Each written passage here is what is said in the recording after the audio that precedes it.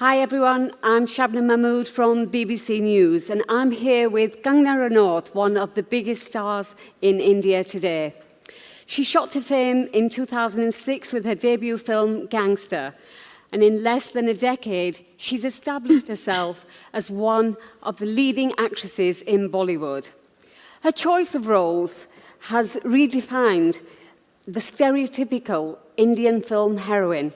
Let's welcome Kangna. Thank you, everyone. Thank you. Thank you, Shabnam. First of all, Kangna, I'd like to take you back to your childhood. Tell me about your story. What were your expectations growing up as a young girl in your family, in your village? Well, the thing is, in India, it's a matter of fact that a girl child is seen as a liability, and probably the only expectation is that you grow up to, be a presentable young woman who can get a decent spouse. That's not much of an expectation, but yeah. So what were you like as a child? Pain, I'd say. I wasn't a child that an Indian parent would like to have. I was quite rebellious. And I didn't see myself as, I guess my family saw. I didn't see myself as a liability. I didn't see myself as someone who is, whose purpose of life is just to find a good enough husband who can take care of her. I saw myself as much more than that. You said rebellious. What kind of things did you do as a child? I think I was quite confident of myself, and I had a mind of my own. I liked the fact that my father had a lot of expectations from my brother, and I probably wanted to be that person who he could be proud of and who could, who could be her own hero. So, yeah, that led to many incidences, including my running away from my house, I guess. Before we come to that, just wanted to ask you a little bit more about your family. Was it a very traditional family? Was there a lot of, the male members of your family, were they treated with favoritism? Yes, I won't say it was an exceptional Indian family. That is pretty much how it is everywhere, where, you grow up in a very, very protective environment. Which can sometimes lead to a little bit of suffocation also. It can just be a little too protective sometimes. Were your family sort of like, they had favoritism towards your brother? Yeah, like I said, in India, a girl child is seen as a liability, so naturally a girl child isn't that celebrated for sure. So what eventually pushed you to leaving home?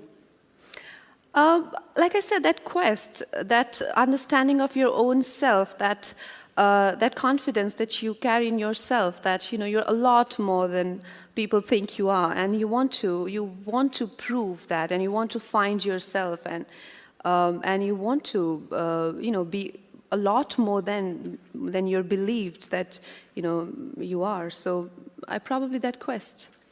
It can't have been easy though. Yes, I've struggled for 10 years. Yeah, that's quite long. What was the opposition like then when you made that decision to leave home? Well, my parents gave me an easy option that if you are gonna, go your way, so there's the highway, and you can probably expect no funds and no support, which I think was legitimate because, I think that was a fair option. Was there one particular incident that led to you leaving home? Your father was quite angry with you. Yes, I think I left. I just refused to go to school, and I'm like, I can't do science. I don't want to be a doctor. And he's like, then what would you be? And I'm like, I don't know. So he's like, don't you think you should? I said, give me a year and I would find out. And he's like, I have no money to spend on these sort of hobbies of yours. And I'm like, sounds fair. So you left home, yes, and you went to a big city like Mumbai. What was that like when you first arrived there? No, no fairy dream or story, nothing like that. It was quite harsh. And, you know, I was nothing like I am today. I couldn't speak a word of English. And in England, people might be understanding of that, but in Bombay, they're not very forgiving. If you don't speak English, how do you expect to work in Hindi films? Well, that was an obstacle, I'd say. You overcame that obstacle, but you overcame many obstacles because it wasn't easy to establish yourself. What did you want to do the minute that you arrived in Mumbai? Did you think, I want to be an actress? Or did you have to go through various stages like, you know, modeling? Oh, yes, various stages, various auditions. I ended up sleeping on the pavements, and I didn't have food to eat. And my father would call, he's like, so did you learn your lesson? I'm like, no, you better get ready to learn yours. So it took way too long, and I think for him to learn his lesson, 10 years, is like, okay, fine. But I think I finally made my point clear. But yes, it was just one of those ordinary struggling stories where you're, you know, there's a string of incidences or accidents, you know, one after the other, one worse than the other, and then you're like, you know, am I in a bad dream, or it's just... You know, so, yeah. You're known for being very honest and very outspoken to the media. You're a great role model for the modern, independent Indian woman who goes against the traditional norms. How important is that for you? Well, honestly, I really don't know how to be any other way. I mean, I find a lot of pride in being who I am, and that was the case from my childhood. Like I said, my parents saw me as someone else. They saw me as someone who was a liability, but that didn't change my understanding of my abilities and myself. And when I came to Mumbai, they saw me as this village woman who had a weird accent and weirder appearance, I guess. But I didn't see myself like that. I thought of myself a lot more than just, I am a lot more than my appearance or my age or my color or my hair. And that is how I saw myself, and it'll never change. And why would I want to hide that? I let that be there. You know, for people, sometimes they find it too much, sometimes they like it. I mean, that's just the way I am. What are expectations for girls now compared to when you were growing up? And that wasn't a very long time ago, was it? I think times have changed a little bit, not much. This generation isn't as bad as our generation, you know, when I was growing up. But I'd say in India, we have a lot of work to do, and we need a lot more role models which young women can follow and parents can follow, where they have people they would like to, you know, get inspired with their stories and their journeys. But definitely, with literacy rate going higher, with the women actively participating in the progress of the nation, working and stepping out of the houses, things have changed, and there's a lot of... A little bit. Do you think the focus is shifting away from marriage, say, and are girls able to focus on careers? I won't say that. I mean, being in my place, who's a successful actress, and you know, and working in an urban India, whatever you may call it, where I'm taking my job and at my workplace is just taken as a hobby. You know, I come across people who like, what do you need money for? And I'm like, why are you making a movie? So I can see the challenges which rest of the women must be going through, you know, and I know of my friends who are married, and every time they get married, their husband's job is the priority, you know. So sometimes they have to even quit their jobs just because they have to prioritize their husband's work situations and maybe problems. Do you think it's particularly worse in your industry because there is this perception that in the Bollywood film industry, women are taken for their looks rather than talent? Well, yeah, I wouldn't want to admit it, but it is... I'll get bashed there. You know, she went there and she said that.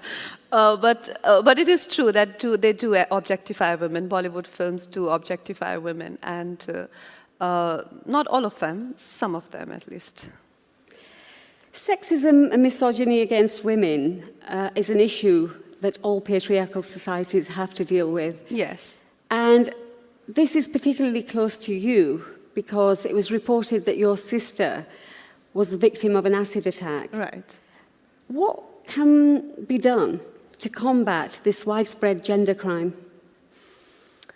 I don't know. I think I can just go on about it. But we first of all, as society, as people, try to single out India. That is the problem everywhere, where feminine as an emotion, feminine as a quality, it could be kindness, compassion, is seen as a weakness, where it is not.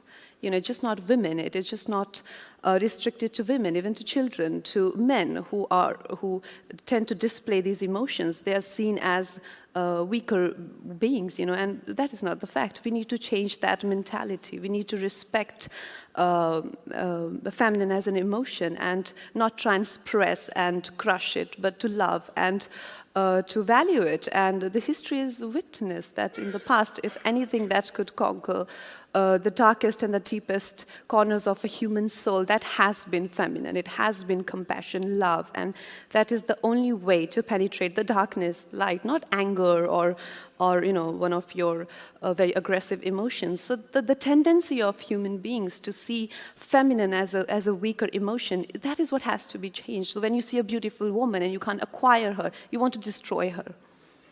So that needs to be changed. And like I said, it's not just a women problem, it is a problem of the world. Can Bollywood help in that? Yes, I think cinema is a beautiful medium. It reaches out to millions of people. Through films, we can give ideas out there. We can